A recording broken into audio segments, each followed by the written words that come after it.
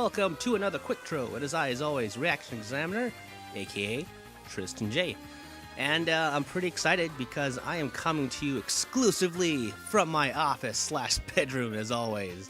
But the exclusive thing that's pretty cool is this game. Ta-da! This is Disgaea D2, or Dimension 2, A Brighter Darkness, a direct sequel to the first Disgaea game, Hour of Darkness, one of my favorite, not only RPGs of all time, but favorite PS2 games of all time. That should be in the different order, actually, because qualifying as a PS2 game is diminishing. Anyway, so yes, brought to you by NIS America, who graciously sent me this game for review on Examiner, and my review is up, and you should probably be reading it, and then you'll probably discover this video via reading it or this channel. Anyway, so I'm going to be taking you through the game, showing you how the game works. Maybe some of you haven't seen Disgaea before and you want to know how it works, and maybe some of you just, want to see the new changes in Disgaea. So, this is an earlier save in the game for me. This is Laharl. This is actually, the game progresses through chapters. This is chapter 4, where, Laharl, actually chapter 3, episode 4. An idol overlord is born. And, Laharl is strangely turned into a girl, and Etna has different hair. She's actually got blue hair, but you can stylize her, whatever. And then Flan is just normal Flan, but, things are starting to go weird in the overworld. Seems like the angels' influence are kind of going into the netherworld, and it seems like, strange things are happening at this point in the game, but I don't want to do any spoilers for later on.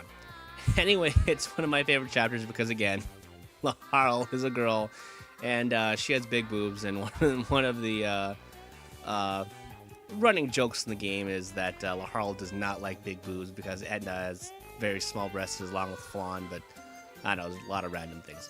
And so this is the netherworld place, and you can go around and talk to people, see what he has to say. Alright, he talks about weapons. Where with this random person? Right. You can. The one cool thing that I don't think has been on other Disgaea games is that you can talk to your party members. So I made Gabriel here, and let's see. Let's find another one. Is that Pretty Mine? Oh, it is Wedge. Wedge from Biggs and Wedge from Final Fantasy series. And they of course say "dude" as always, and it's pretty fun. Let's see here. So some of the new things in here, I'll just give you a tour. I'm just trying to think of things, actually. There's a little theater, and you can review events you've already seen, like, all this stuff. I kind of don't want to just have a whatever theater kind of thing. But suffice to say that the overall plot is basically several years after the first game, and Laharl is still struggling with everyone accepting him as Overlord. Though he's still pretty punkish about it, and he's all like, I'm the Overlord, people should listen to what I say, and then people and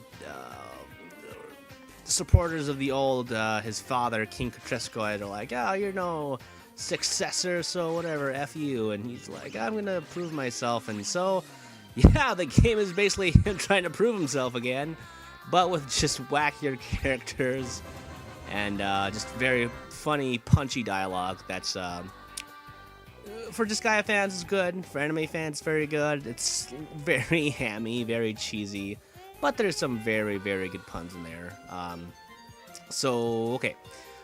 Let's see. What should I show you? So the game looks pretty gorgeous. I think the sprites look phenomenally well.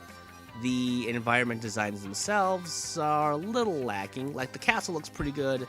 The stage, on the other hand, you'll see. So there's, standard weapon shop. And you can buy shit. There's so much shit to buy. Oh my god, look at all the shit. There is, the item world. The item world is one of the craziest thing in the game.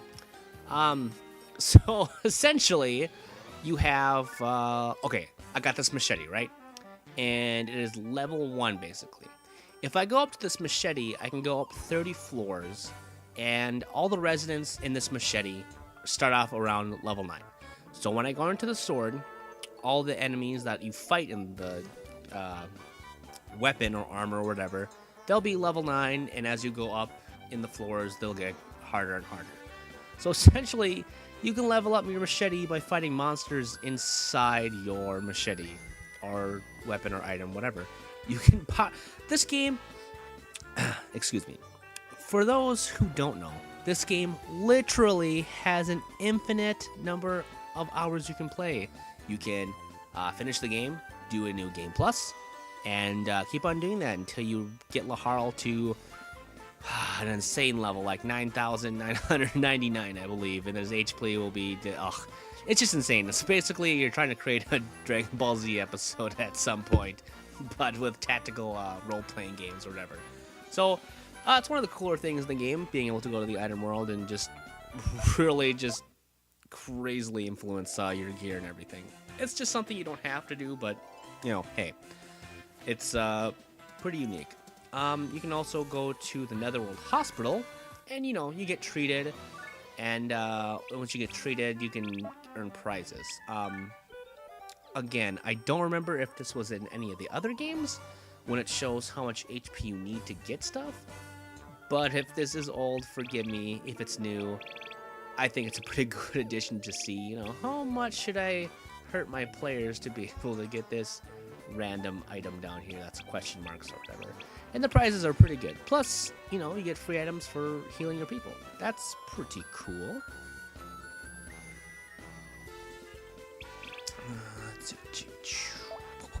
Let's see. What does this dragon have to say?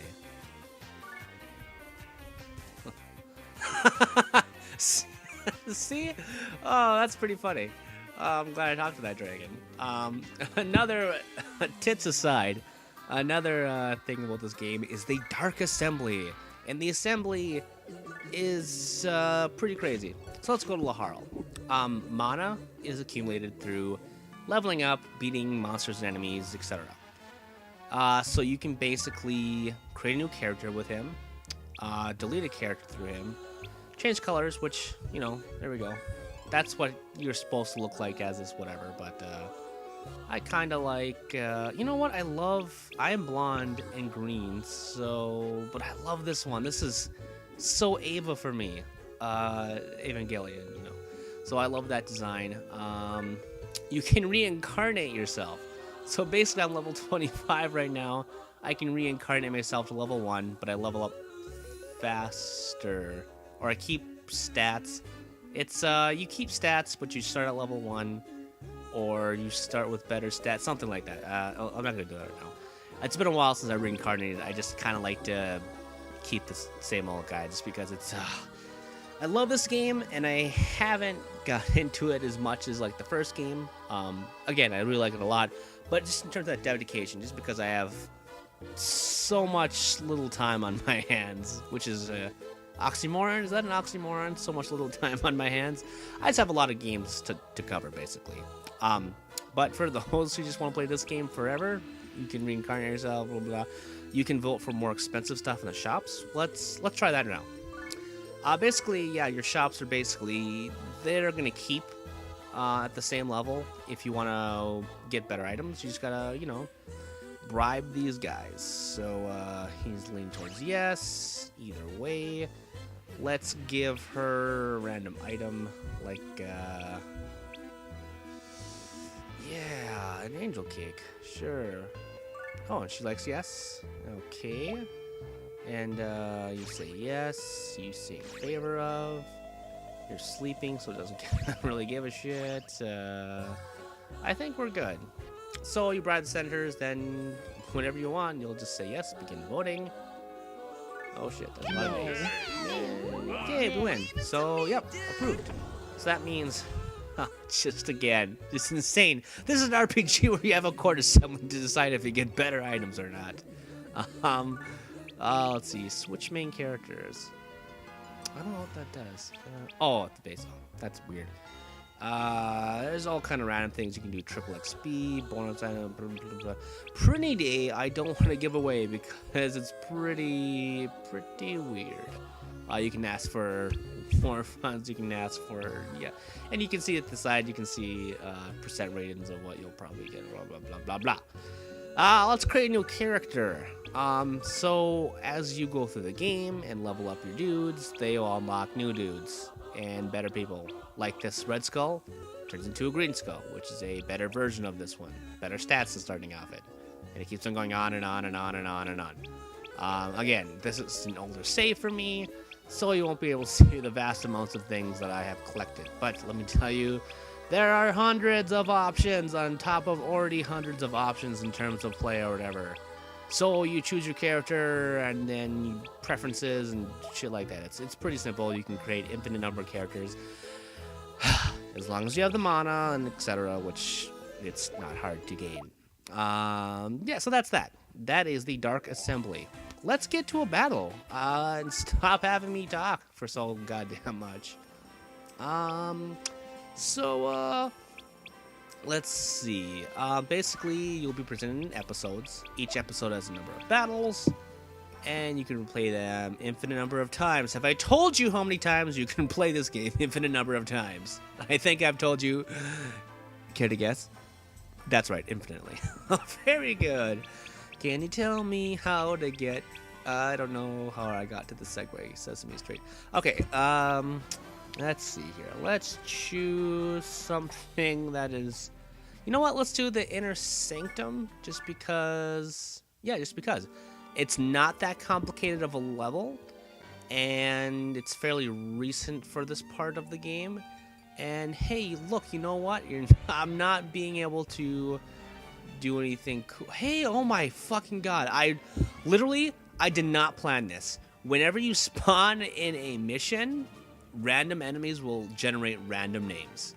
And Tristan is one of them. I swear to God, up and down on my mother and father and on my niece. Okay, maybe not on my niece. That's just a bad thing. Even though you can trust me, I shouldn't be swearing on my 3-year-old niece. Okay. Yeah, I think I will do this one, actually. Okay. So, you can have an infinite number of people. I'm sorry for saying the exact same word. This is not me writing, though, so I can say things as much as I want. I can say like, dick, tits, blowjob, blowjob. I'm very animated as I'm doing this because it's at night and I've had a little bit too much sody. So for you people who are listening to these Qwiktros, this is a different form of me. I'm enjoying this because this game is so much fun. Okay, I don't want to turn into one of those internet personalities. That's just a bunch of fucking annoying noises. I'm sorry. I'm looking at you guys. It's hard to move on the internet that I hate. Okay, so yes. Here is Flan, here is Laharo. Let me show you something cool. Boom. I just picked up him and her, whatever. I can toss him. And you know what? As if that wasn't cool enough, let's bring out Ina. Ina's gonna go here. As you saw, she could only go so far, as well as everybody else on the tactical grid. Boom. Now it's a Dalrymple layer. Dalrymple? Triple. And again, I can't remember of the first game or 2 or 3 or 4 if you can throw people in different directions or not, but I think being able to throw people instead of straight lines like either here or here, you know, it's a big improvement of the game, unless I'm just high. I just don't remember being able to do that otherwise. Okay, so let's throw him here. And so you can attack and these enemies, blah, blah, blah. Like a normal game of tactical persuasion. And let's do Blazing Knuckle. And you can basically execute it. Now let's do something else. Vivi, who some of you may... Oh, shit. Some of you may recognize, yes, I named after a Final Fantasy character. As well as Yuffie. Special, let's see here. Vivi. Fly away! Put you there, and do Mega Fire, and we're going to attack you. Nope.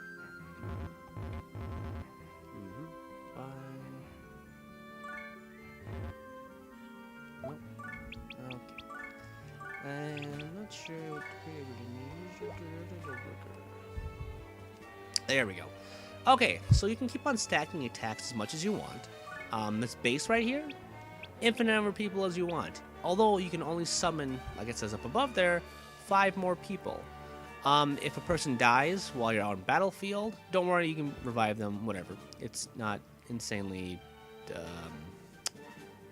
oh god, what's that game? XCOM, it's not like XCOM where you gotta just say goodbye, or any number of games like that, or Fire Emblem, etc. If I'm tired of Yuffie and want her to retreat, I could put her back in the base, and then it would make my people go up to 6 again, and I could summon more. So, I mean, that's a strategy if you want to do it like that. So yes, you can keep on stacking abilities. If you're ready to end your turn, you can hit end turn. If you just want to execute the actions that you've programmed in, go ahead and do that. So, let's watch. Yeah. The attacks are pretty insane, as well as my damage is pretty insane. Oh my gosh, there are so many attacks in here, and they're just insane in the membrane.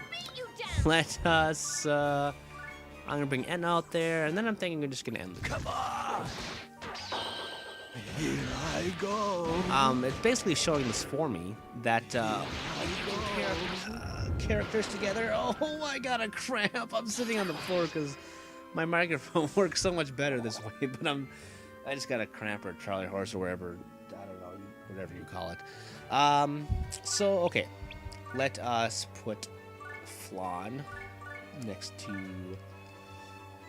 Laharl, and let's put, shoot, Ina, why don't you,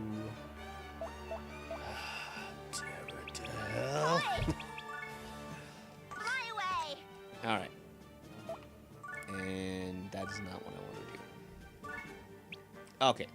So, theoretically, you can have up to 4 people join in on the fun. And let's try that. Alright. So, I should be able to do a 4 combo attack on this guy. And you can just see. But anyway, you can pair up people next to each other, and it'll show you a chance of team attack. And it's a fairly good rating. It just gives you more damage and stuff like that. I prefer to use the special attacks more, just because they do more damage. Plus, they rank up, and once they rank up, like a level 2 Blazing Knuckle, which I just used or whatever, it'll create like a new skill, as well as leveling up and whatnot. So let's try it here. Alright, a 4-person attack.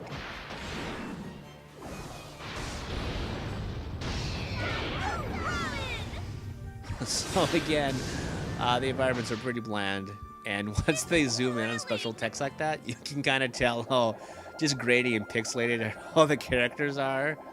And yeah, but the game is still colorful and unique. And basically, I forgot to show you in the game, there's a bonus bar, and the more executables you do, more damage and stuff like that, it'll go up to this bonus bar, and it'll make these prizes go here. So I didn't get anything, I just got the 0 bar, so I got 800 HL, hull, and that's your money, basically. But if you keep on going down, you'll get better items and stuff like that, like treasure trove of bonuses. So, yeah, you know what? I think you got a pretty good idea of what this game... Oh, you know what? Real quick, I want to show you something pretty awesome. Oops, I exited out. Okay. There's one new thing in here that I'm most positive is new. It's hard to move. And it's actually first we'll summon a monster. We'll summon this pretty right here, this cute little pretty, and then we'll summon we'll summon Kredge, which yeah, nickname for one of my roommates. So boom, look at that. I have mounted this Prinny. You can mount monsters now, and you can do special skills on these monsters. Bomber Dude. Boom. Let's see what that looks like. It's a fucking Bomberman. This is amazing. I'm not controlling this. This is just like what that looks like. But yeah, just what games have crazy little animations like this? It's just so fun, so colorful, quirky, charming. Yeah. This game is just fantastic. I mean, there's really literally nothing I could, except the things that are like it, which is a lot of NIS America games, like Phantom Brave, Makai Kingdom. Is that one? I'm trying to think if that is one or not. Makai Kingdom? Pfeiffer Kingdom? Oh, something like that. I could look it up, but my eyes are glued to the screen right here. By the way, I just skipped that thing, so you can skip a text if you just want everything to go faster, and that's cool. I don't think you were able to do that last time, too. Again, I'm a terrible fan. I don't know. It's been so long since I played the first game. /4 was the last game I played. Didn't beat it. It didn't capture me. Disgaea 1 is the favorite game in the series, and yeah, just coming back to this game is like going home from college, if you know what that means. You know, going home for the first time, and just super fun. Sorry, I quieted down for a second there. Something weird is happening outside my door. Like someone's swirling around candy? I think it's my house cats. I'm not quite sure. I'm just gonna ignore what that's happening right now, and hopefully it's not a bird or something. A lot of Edna's attacks are pretty related, just because she's pretty much the boss of the Prinnies, these weird penguin things that have souls and are bound and whatever. I think I pretty much explained this rather well for newbies. For people that have played Disgaea a lot, you'll be calling me an idiot, like, that technique wasn't in the game before, or, you know, that thing is old. I don't know. But either way, this is the best Disgaea yet. Yes, it lacks innovation, and it's a little rough around some of the edges in terms of, you know, the pixels and stuff like that. And, you know, it's not the most detailed environments, but it's the best Disgaea game yet. It is still one of the most innovative in its own right. Not in the series itself, but in the tactical RPG genre. One of the most innovative and just quirky and fun games out there. There's nothing like it. It's crazy amounts of fun. If you read my review, or you haven't yet, so I'll spoil it right now. 4 out of 5 stars. It is a great game. If not the same thing. So, take it at that. Boom, ba-jack, boom, boom, ba-jack, boom, ba-jack, boom, boom, ba-jack, boom, ba-jack, boom, boom, ba-jack, boom, ba-jack, boom, boom. Subscribe.